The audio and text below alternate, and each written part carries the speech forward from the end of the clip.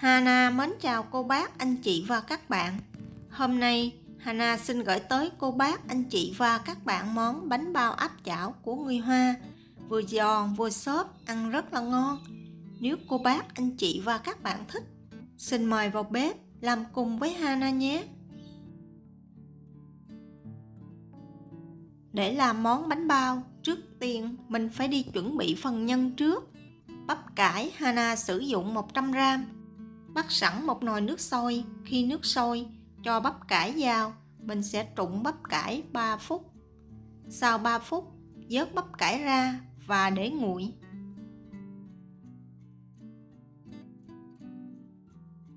Sau khi bắp cải nguội bớt thì mình sẽ đi cắt nhỏ.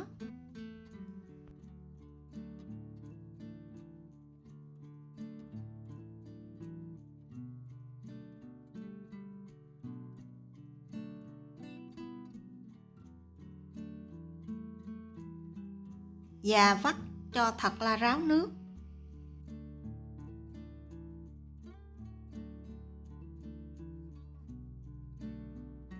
Tiếp theo, mình sẽ lấy 10g gừng và 8g đậu hành, đem đi giã cho thật là nhuyễn. Thêm vào 30g nước nóng. Mình sẽ để cho hành gừng này khoảng 10 phút. Sau 10 phút, cho vào tô 100g thịt heo xay. Thêm vào 1/4 muỗng cà phê muối. Phần nước hành gừng lúc nãy, bây giờ mình sẽ chắc nước cho vào. Cô bác, anh chị và các bạn đừng đổ vào một lần. Mỗi lần mình cho khoảng nửa muỗng canh là được. Mình sẽ dùng tay nhồi và khuấy cho tới khi thịt và nước quyện vào với nhau thì mình mới cho tiếp. Mình cứ làm như vậy cho tới hết phần nước hành và gừng.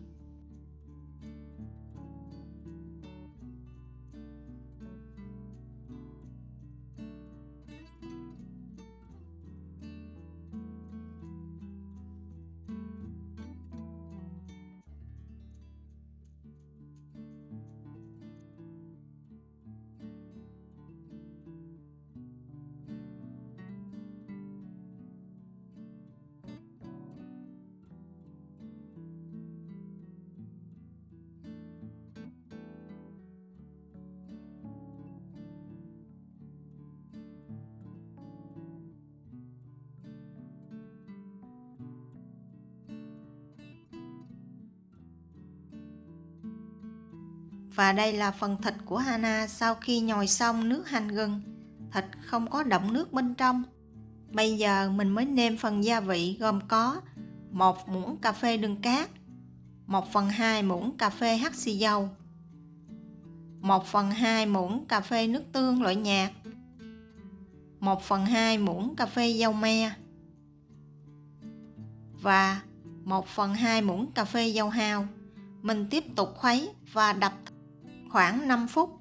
Mình làm như vậy thì phần thịt này sẽ rất là dẻo mịn và phần nhân sau khi hấp không bị rời rạc ra.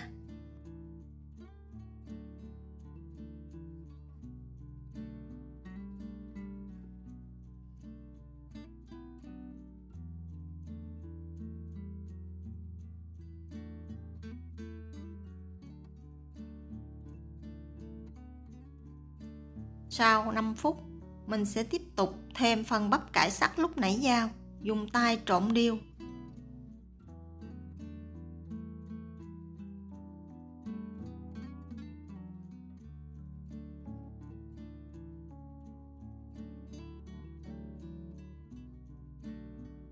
Và cuối cùng thêm vào 20g hành lá cắt nhỏ. Hành lá này cô bác, anh chị và các bạn chỉ cần trộn nhẹ tay. Mình đừng có nhồi kỹ quá, phần hành lá nát, ăn không ngon. Sau khi làm xong, mình sẽ bọc kín lại để tủ lạnh. Bột mì để làm bánh thì Hana sử dụng 150g. Cô bác, anh chị và các bạn mua loại bột mì dành cho bánh bao, loại được tẩy trắng, ăn rất là ngon. Và thêm vào 10g tinh bột khoai tây, 2g bột nở, 18g đường cát nhuyễn. Rây đều hỗn hợp bột.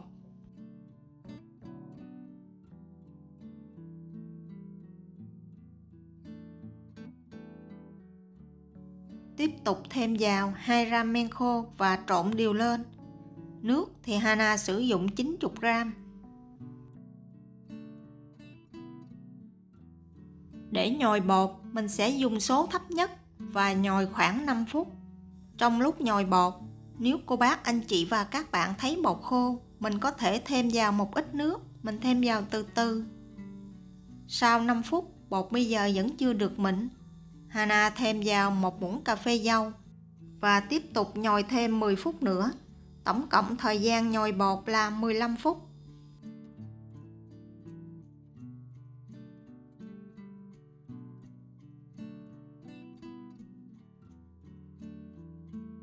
Thoa một ít dầu ăn chống dính lên bàn. Bột sau khi nhồi xong rất là dẻo mịn. Mình sẽ túm tròn khối bột này lại, che bột lại và để cho bột nghỉ từ 45 phút tới 1 tiếng. Cô bác, anh chị và các bạn không cần để nơi ấm, mình chỉ cần để bên ngoài là được, vì bột không cần nở giống như bột làm bánh bao bình thường. Chỗ của Hana bây giờ là 24 tới 25 độ C, nên Hana để bột nghỉ khoảng 1 tiếng. Sau 1 tiếng, mình sẽ đem bột nhồi sơ lại để cho xẹp bọt khí và sau đó lăn thành hình trụ dài.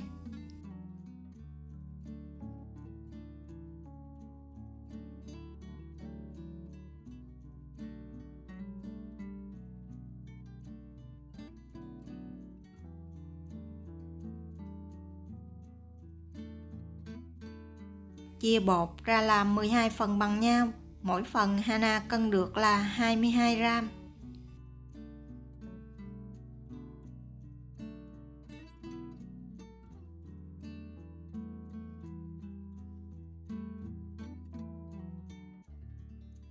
Dùng tay túm và vo tròn từng viên bột.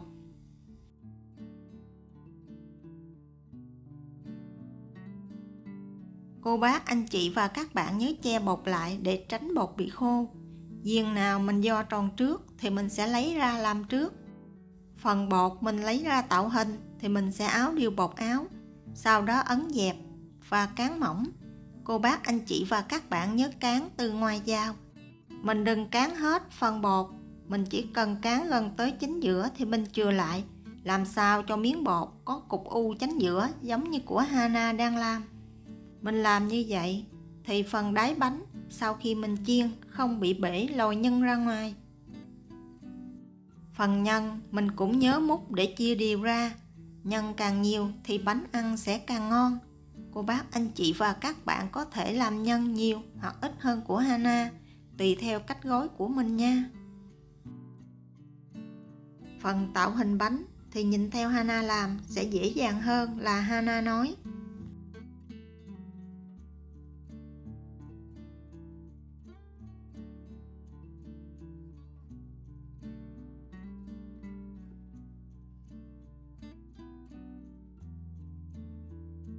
Và cuối cùng mình sẽ dùng tay bóp chặt phần mép bánh lại.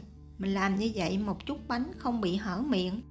Và mình sẽ túm đầu bánh cho đều lại.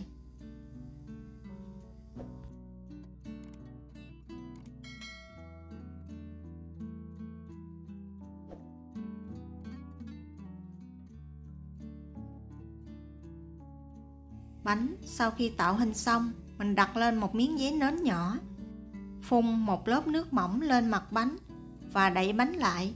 Mình tiếp tục để cho bánh nghỉ khoảng 30 phút.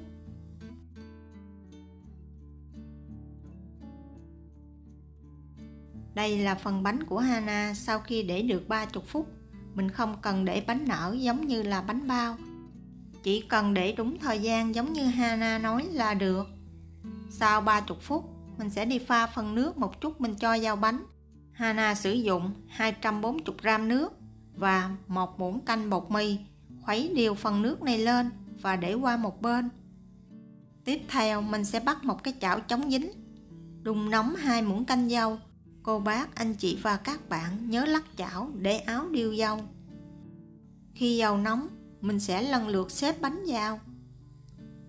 Phần bánh xếp vào, cô bác, anh chị và các bạn cũng nhớ chừa khoảng cách để một chút bánh nở.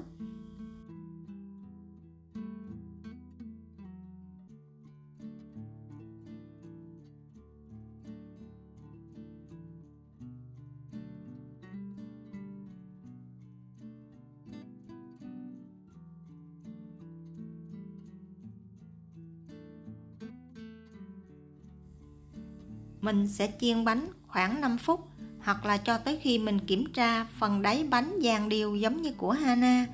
Thường chính giữa chảo, bánh hay vàng sớm. Vì vậy cô bác, anh chị và các bạn nhớ kiểm tra và mình nhớ đổi phần bánh đó ra ngoài. Phần nào chưa vàng thì mình cho vào chánh giữa.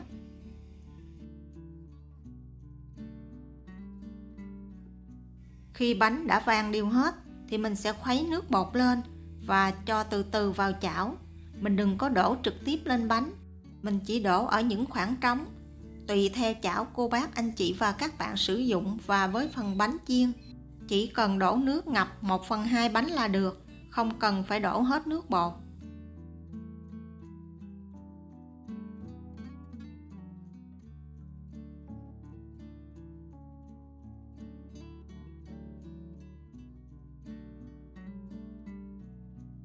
Và đậy nắp lại nấu ở lửa vừa khoảng 10 phút. Sau 10 phút, mình sẽ dỡ nắp ra, thêm một ít hành lá sắc nhỏ lên trên và một muỗng cà phê me trắng rang vàng.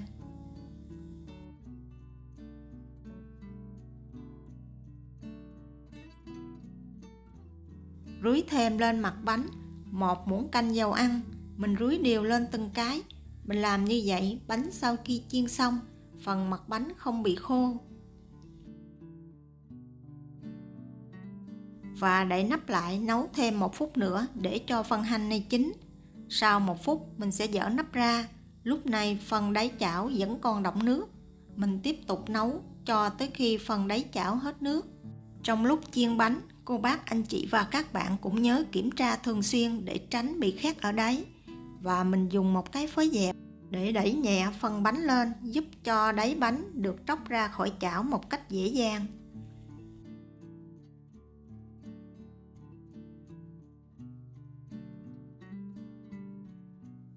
Khi mình lắc nhẹ chảo thì phần bánh này chạy theo chảo, là lúc đó bánh đã vàng rực phía dưới. Bây giờ mình sẽ tắt bếp, úp một cái dĩa lên trên chảo và sau đó lật ngược chảo lại là mình lấy bánh ra một cách dễ dàng. Nếu cô bác, anh chị và các bạn thấy đáy bánh có bị dính nhiều dầu, mình có thể dùng khăn giấy để lau bớt. Đây là phần bánh của Hana sau khi chiên xong. Đáy bánh thì vàng đều, mặt bánh thì vừa xốp vừa mềm, ăn rất là ngon.